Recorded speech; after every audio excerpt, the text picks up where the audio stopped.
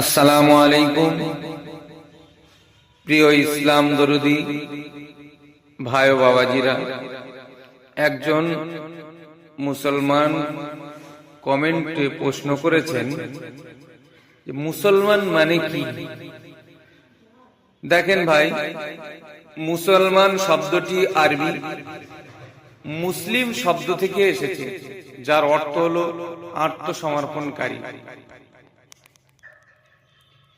ইসলামের দৃষ্টিতে মুসলমান হলো সেই ব্যক্তি যে আল্লাহর একাত্মবাদের বিশ্বাস করে, তার আদেশ নিষেধ মেনে চলে এবং শেষ নবী হযরত মুহাম্মদ মুস্তাফা সাল্লাল্লাহু আলাইহি ওয়াসাল্লামকে অনুসরণ করে। এক কথায়, যে ব্যক্তি আল্লাহ তাআলার প্রতি সম্পূর্ণ আত্মসমর্পণ করে এবং ইসলাম ধর্মের শিক্ষা অনুযায়ী জীবনযাপন করে, আল্লাহ পাকের দাসত্ব করে, গোলামি করে, ওই ব্যক্তি প্রকৃত মুসলমান।